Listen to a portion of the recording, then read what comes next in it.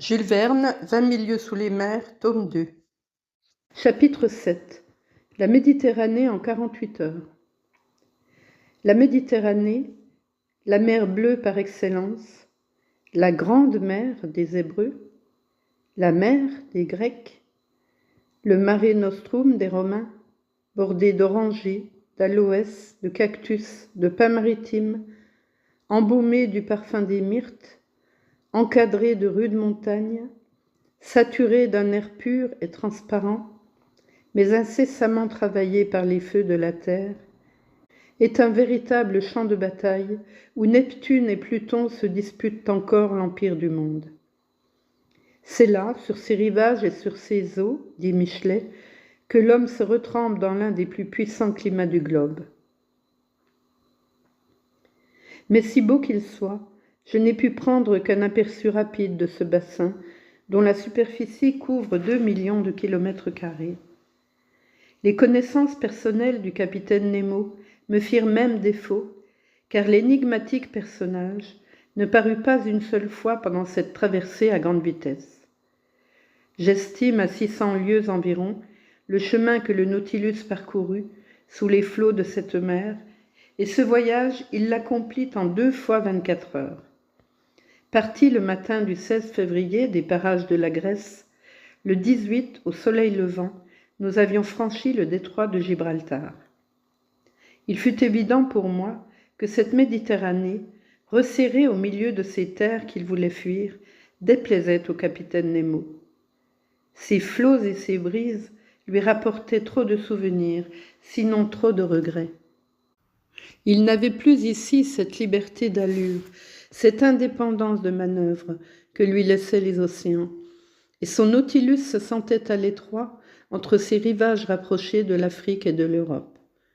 Aussi notre vitesse fut-elle de 25 000 à l'heure, soit 12 lieues de 4 kilomètres. Il va sans dire que Ned Land, à son grand ennui, dut renoncer à ses projets de fuite. Il ne pouvait se servir du canot, entraîné à raison de 12 à 13 mètres par seconde. Quitter le Nautilus dans ces conditions c'eût été sauter d'un train marchand avec cette rapidité, manœuvre imprudente s'il en fut. D'ailleurs, notre appareil ne remontait que la nuit à la surface des flots afin de renouveler sa provision d'air, et il se dirigeait seulement suivant les indications de la boussole et le relèvement du loch. Je ne vis donc de l'intérieur de cette Méditerranée que ce que le voyageur d'un express aperçoit du paysage qui fuit devant ses yeux, c'est-à-dire les horizons lointains et non les premiers plans qui passent comme un éclair. Cependant, Conseil et moi, nous pûmes observer quelques-uns de ces poissons méditerranéens que la puissance de leurs nageoires maintenait quelques instants dans les eaux du Nautilus. Nous restions à l'affût devant les vitres du salon et nos notes me permettent de refaire en quelques mots l'ichtyologie de cette mer. Des divers poissons qui l'habitent, j'ai vu les uns, entrevu les autres, sans parler de ceux que la vitesse du Nautilus déroba à mes yeux. Qu'il me soit donc permis de les classer d'après cette classification fantaisiste. Elle rendra mieux mes rapides observations.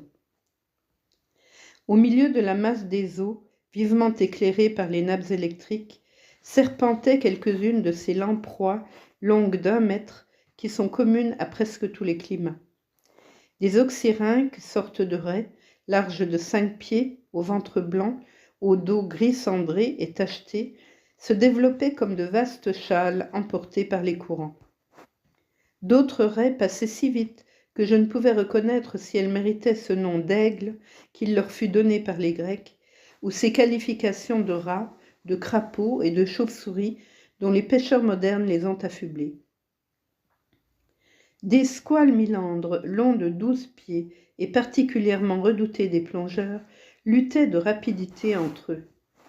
Des renards marins longs de 8 pieds et doués d'une extrême finesse d'odorat apparaissaient comme de grandes ombres bleuâtres. Des dorades du genre spar, dont quelques-unes mesuraient jusqu'à 13 décimètres, se montraient dans leurs vêtements d'argent et d'azur, entourés de bandelettes, qui tranchaient sur le ton sombre de leurs nageoires. Poissons consacrés à Vénus et dont l'œil est enchâssé dans un sourcil d'or. Espèce précieuse, amie de toutes les eaux, douces ou salées, habitant les fleuves, les lacs et les océans, vivant sous tous les climats, supportant toutes les températures et dont la race, qui remonte aux époques géologiques de la Terre, a conservé toute sa beauté des premiers jours. Des esturgeons magnifiques, longs de 9 à 10 mètres, animaux de grande marche, heurtaient d'une queue puissante la vitre des panneaux, montrant leur dos bleuâtre à petites taches brunes. Ils ressemblent aux squales, dont ils n'égalent pas la force, et se rencontrent dans toutes les mers. Au printemps, ils aiment à remonter les grands fleuves, à lutter contre les courants de la Volga, du Danube, du Pô, du Rhin, de la Loire, de l'Oder, et se nourrissent de harengs, de maquereaux, de saumons et de gades. Bien qu'ils appartiennent à la classe des cartilagineux, ils sont délicats. On les mange frais, séchés, marinés ou salés, et autrefois, on les portait triomphalement sur la table des Lucullus. Mais de ces divers habitants de la Méditerranée, ceux que je pus observer le plus utilement, lorsque le Nautilus se rapprochait de la surface, appartenaient au 63e genre des poissons osseux. C'étaient des scombres bretons, au dos bleu-noir, au ventre cuirassé d'argent, et dont les rayons dorsaux jettent des lueurs d'or. Ils ont la réputation de suivre la marche des navires, dont ils recherchent l'ombre fraîche sous les feux du ciel tropical, et ils ne la démentirent pas en accompagnant le Nautilus comme ils accompagnèrent autrefois les vaisseaux de la Pérouse. Pendant de longues heures, ils luttèrent de vitesse avec notre appareil. Je ne pouvais me lasser d'admirer ces animaux, véritablement taillés pour la course, leur tête petite, leur corps lisse et fusiforme, qui chez quelques-uns dépassait 3 mètres, leur pectoral doué d'une remarquable vigueur et leur caudale fourchue. Ils nageaient en triangle, comme certaines troupes d'oiseaux, dont ils égalaient la rapidité, ce qui faisait dire aux anciens que la géométrie et la stratégie leur étaient familières. Et cependant, ils n'échappent point aux poursuites des Provençaux, qui les estiment comme les estimaient les habitants de la Propontide et de l'Italie, et c'est en aveugle, en étourdi, que ces précieux animaux vont se jeter et périr par milliers dans les madragues marseillaises. Je citerai pour mémoire seulement ceux des poissons méditerranéens que Conseil ou moi nous ne fîmes qu'entrevoir. C'étaient des gymontes fierasfères, blanchâtres, qui passaient comme d'insaisissables vapeurs, des murènes congres, serpents de 3 à 4 mètres, enjolivés de vert, de bleu et de jaune, des gades merlus, longs de 3 pieds, dont le foie formait un morceau délicat, des coépoles ténias qui flottaient comme de fines algues, des trigles que les poètes appellent poissons-lyres, et les marins poissons siffleurs, et dont le museau est orné de 2 lames triangulaires et dentelées qui figurent l'instrument du vieil Homère. Des trigles hirondelles, nageant avec la rapidité de l'oiseau dont ils ont pris le nom, des holocentres mérous à tête rouge, dont la nageoire dorsale est garnie de filaments, des aloses agrémentées de taches noires, grises, brunes, bleues, jaunes, vertes, qui sont sensibles à la voix argentine des clochettes, et de splendides turbots, ces faisans de la mer, sortes de losanges à nageoires jaunâtres, pointillés de brun, et dont le côté supérieur, le côté gauche, est généralement marbré de brun et de jaune. Enfin, des troupes d'admirables mules rougets, véritables paradisiers de l'océan, que les Romains payaient jusqu'à 10 000 sesterces la pièce, et qu'ils faisaient mourir sur leur table pour suivre d'un œil cruel leur changement de couleur, depuis le rouge cinabre de la vie jusqu'au blanc pâle de la mort. Et si je ne pus observer ni Myralais, ni Baliste, ni Tétrodon, ni Hippocampe, ni Jouan, ni Centrisque, ni Blénie, ni Surmulet, ni Labre, ni Éperlan, ni Exocète, ni Anchois, ni Pagel, ni Bogue, ni Orphe, ni tous ces principaux représentants de l'ordre des pleuronectes, les limandes, les flets, les plis, les sols, les carlets, communs à l'Atlantique et à la Méditerranée, il faut en accuser la vertigineuse vitesse qui emportait le Nautilus à travers ces eaux opulentes. Quant aux mammifères marins, je crois avoir reconnu en passant à l'ouvert de l'Adriatique 2 ou 3 cachalots, munis d'une nageoire dorsale du genre des physétères, quelques dauphins du genre des globicéphales, spéciaux à la Méditerranée, et dont la partie antérieure de la tête est zébrée de petites lignes claires, et aussi une douzaine de phoques au ventre blanc, au pelage noir, connus sous le nom de moines et qui ont absolument l'air de dominicains, longs de 3 mètres. Pour sa part, Conseil croit avoir aperçu une tortue, large de 6 pieds, ornée de 3 arêtes saillantes, dirigée longitudinalement. Je regrettais de ne pas avoir vu ce reptile, car à la description que m'en fit Conseil, je crus reconnaître le luth qui forme une espèce assez rare. Je ne remarquai pour mon compte que quelques cacouannes à carapace allongée. Quant aux zoophytes, je pus admirer pendant quelques instants une admirable galéolaire orangée qui s'accrocha à la vitre du panneau de bâbord. C'était un long filament ténu, s'arborisant en branches infinies et terminé par la plus fine dentelle qu'eussent jamais filée les rivales d'Arachné. Je ne pus malheureusement pêcher cet admirable échantillon, et aucun autre zoophyte méditerranéen ne se fût sans doute offert à mes regards, si le Nautilus, dans la soirée du 16, n'eût singulièrement ralenti sa vitesse. Voici dans quelles circonstances. Nous passions alors entre la Sicile et la côte de Tunis.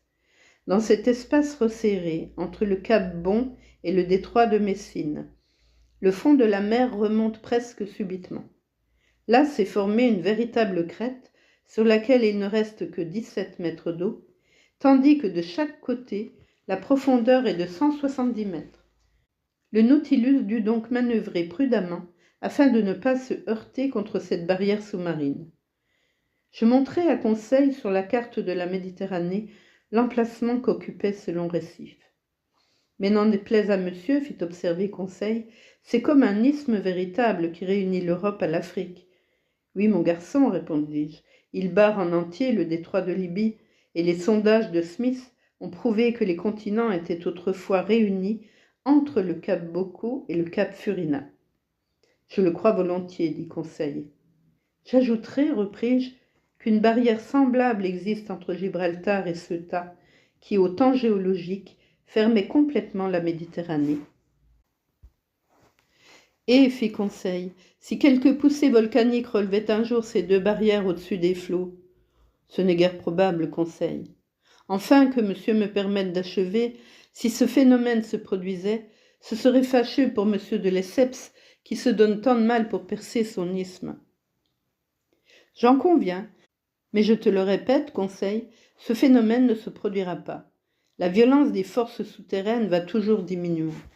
Les volcans, si nombreux aux premiers jours du monde, s'éteignent peu à peu. La chaleur interne s'affaiblit, la température des couches inférieures du globe baisse d'une quantité appréciable par siècle, et au détriment de notre globe, car cette chaleur, c'est sa vie. Cependant, le soleil est insuffisant, Conseil.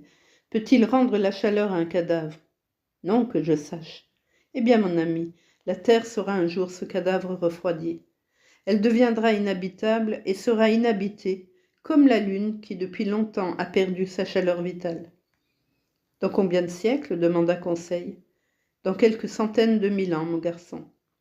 Alors, répondit Conseil, nous avons le temps d'achever notre voyage, si toutefois Ned Land ne s'en mêle pas. Et Conseil, rassuré, se remit à étudier le haut fond que le Nautilus rasait de près avec une vitesse modérée. Là, sous un sol rocheux et volcanique, s'épanouissait toute une flore vivante, des éponges, des holoturies, des sidipyalines ornées de cire rougeâtre et qui émettaient une légère phosphorescence, des béroès vulgairement connus sous le nom de concombres de mer et baignés dans les miroitements d'un spectre solaire, des comatules ambulantes, larges d'1 mètre et dont la pourpre rougissait les eaux, des euryales arborescentes de la plus grande beauté, des pavonacées à longues tiges, un grand nombre d'oursins comestibles, d'espèces variées, et des actinies vertes au tronc grisâtre, aux disques bruns, qui se perdaient dans leur chevelure olivâtre de tentacules. Conseil s'était occupé plus particulièrement d'observer les mollusques et les articulés, et bien que la nomenclature en soit un peu aride, je ne veux pas faire tort à ce brave garçon en omettant ses observations personnelles. Dans l'embranchement des mollusques, il cite de nombreuses pétoncles pectiniformes, des spondyles pieds d'âne qui s'entassaient les uns sur les autres, des donas triangulaires, des hyales tridentés à nageoires jaunes et à coquilles transparentes, des pleurobranches orangées, des œufs pointillés ou semés de points verdâtres, des aplysies connues aussi sous le nom de lièvres de mer, des dolabelles, des acères charnus, des ombrelles spéciales à la Méditerranée, des oreilles de mer dont la coquille produit une nacre très recherchée, des pétoncles flammulés, des anomies que les Languedociens, dit-on, préfèrent aux huîtres, des clovis si chers aux Marseillais, des praires doubles, blanches et grasses, quelques-uns de ces clames qui abondent sur les côtes de l'Amérique du Nord et dont il se fait un débit si considérable à New York, des peignes operculaires de couleurs variées, des lithodonces enfoncés dans leurs trous et dont je goûtais fort le goût poivré, des vénéricardes sillonnées dont la coquille à sommet bombé présentait des côtes saillantes, des scintilles hérissées de tubercules écarlates, des carnières à pointes recourbées et semblables à de légères gondoles, des féroles couronnées, des atlantes à coquilles spiraliformes, des tétis grises tachetées de blanc et recouvertes de leurs mantilles frangées, des éolites semblables à de petites limaces, des cavolines rampant sur le dos, des auricules et entre autres l'auricule myosotis à coquille ovale, des scalaires fauves, des littorines, des jentures, des cinéraires, des pétricoles, des lamellaires, des cabochons, des pandores, etc. Quant aux articulés, Conseil les a sur ses notes très justement divisées en 6 classes, dont 3 appartiennent au monde marin. Ce sont les classes des crustacés, des cirrhopodes et des annélides. Les crustacés se subdivisent en 9 ordres, et le premier de ces ordres comprend les décapodes, c'est-à-dire les animaux dont la tête et le thorax sont le plus généralement soudés entre eux, dont l'appareil buccal est composé de plusieurs paires de membres et qui possèdent 4, 5 ou 6 paires de pattes thoraciques ou ambulatoires. Conseil avait suivi la méthode de notre maître Milne Edwards, qui fait 3 sections des décapodes, les brachioures, les macroures et les anomoures. Ces noms sont légèrement barbares, mais ils sont justes et précis. Parmi les brachioures, Conseil cite des amatis, dont le front est armé de 2 grandes pointes divergentes, l'inacus scorpion, qui je ne sais pourquoi symbolisait la sagesse chez les Grecs, des lambres masséna, des lambres spinimanes, probablement égarés sur ce haut fond, car d'ordinaire ils vivent à de grandes profondeurs, des xanthes, des pilumnes, des rhomboïdes, des calapiens granuleux, très faciles à digérer, fait observer Conseil, des choristes édentés, des ébalies, des cymopolies, des doripléneuses, etc. Parmi les macroures, subdivisés en 5 familles, les cuirassés, les fouisseurs, les astaciens, les salicoques et les oschisopodes, il cite des langoustes communes, dont la chair est si estimée chez les femelles, des scyllares ours ou cigales de mer, des gébis riveraines et toutes sortes d'espèces comestibles. Mais il ne dit rien de la subdivision des astaciens qui comprend les homards, car les langoustes sont les seuls homards de la Méditerranée. Enfin, parmi les anomoures, il vit des drossines communes abritées derrière cette coquille abandonnée dont elles s'emparent, des homoles à front épineux, des bernards l'ermite, des porcellanes, etc. Là s'arrêtait le travail de Conseil. Le temps lui avait manqué pour compléter la classe des crustacés par l'examen des stomapodes, des amphipodes, des homopodes, des isopodes, des trilobites, des branchiapodes, des ostracodes et des entomostracés. Et pour terminer l'étude des articulés marins, il aurait dû citer la classe des cirrhopodes qui renferme les cyclopes, les argules et la classe des annélides, qu'il n'eût pas manqué de diviser en tubicoles et en dorsibranches. Mais le Nautilus, ayant dépassé le haut fond du détroit de Libye, reprit dans les eaux plus profondes sa vitesse accoutumée. Dès lors, plus de mollusques, plus d'articulés, plus de zoophytes, à peine quelques gros poissons qui passaient comme des ombres. Pendant la nuit du 16 au 17 février, nous étions entrés dans ce second bassin méditerranéen dont les plus grandes profondeurs se trouvent par 3000 mètres. Le Nautilus, sous l'impulsion de son hélice, glissant sur ses plans inclinés, s'enfonça jusqu'aux dernières couches de la mer. Là, à défaut des merveilles naturelles, la masse des eaux offrit à mes regards bien des scènes émouvantes et terribles. En effet, nous traversions alors toute cette partie de la Méditerranée si féconde en sinistres. De la côte algérienne au rivage de la Provence, que de navires ont fait naufrage. Que de bâtiments ont disparu. La Méditerranée n'est qu'un lac comparé aux vastes plaines liquides du Pacifique, mais c'est un lac capricieux, aux flots changeants, aujourd'hui propice et caressant pour la frêle tartane qui semble flotter entre le double outre-mer des eaux et du ciel, demain rageur, tourmenté, démonté par les vents, brisant les plus forts navires de ses lames courtes qui les frappent à coups précipités. Ainsi, dans cette promenade rapide à travers les couches profondes, que d'épaves j'aperçus gisant sur le sol, les unes déjà empâtées par les coraux, les autres revêtues seulement d'une couche de rouille, des ancres, des canons, des boulets, des garnitures de fer, des branches d'hélice, des morceaux de machines, des cylindres brisés, des chaudières défoncées, puis des coques flottant entre deux eaux, celle-ci droite, celle-là renversée. De ces navires naufragés, les uns avaient péri par collision, les autres pour avoir heurté quelque écueil de granit. J'en vis qui avaient coulé à pic, la mâture droite, le gréement raidi par l'eau. Ils avaient l'air d'être à l'ancre dans une immense rade foraine et d'attendre le moment du départ. Lorsque le Nautilus passait entre eux et les enveloppait de ses nappes électriques, il semblait que ces navires allaient le saluer de leurs pavillons et lui envoyer leur numéro d'ordre. Mais non, rien que le silence et la mort sur ce champ de catastrophe. J'observais que les fonds méditerranéens étaient plus encombrés de ces sinistres épaves à mesure que le Nautilus se rapprochait du détroit de Gibraltar. Les côtes d'Afrique et d'Europe se resserrent alors et dans cet étroit espace, les rencontres sont fréquentes.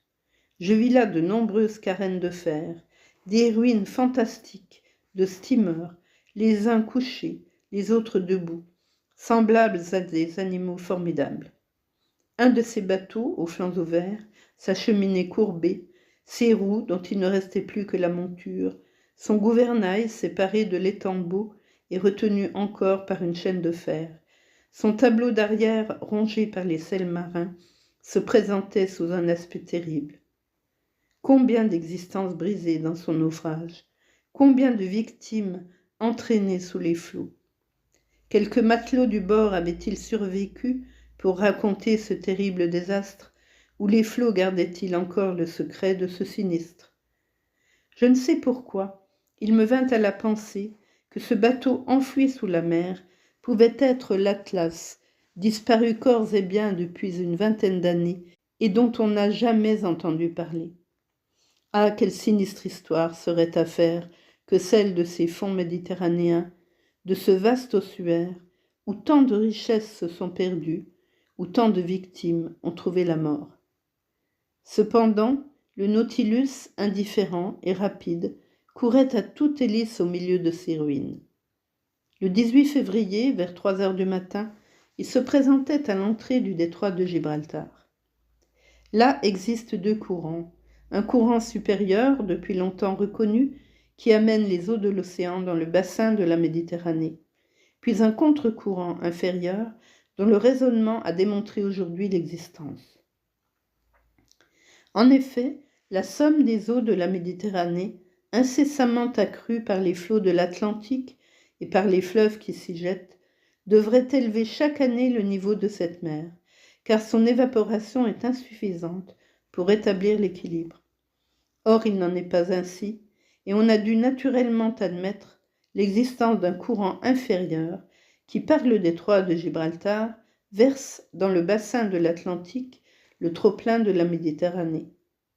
Fait exact en effet, c'est de ce contre-courant que profita le Nautilus. Il s'avança rapidement par l'étroite passe. Un instant, je pus entrevoir les admirables ruines du temple d'Hercule enfui au dire de Pline et d'Avienus, avec l'île basse qui le supportait, et quelques minutes plus tard, nous flottions sur les flots de l'Atlantique.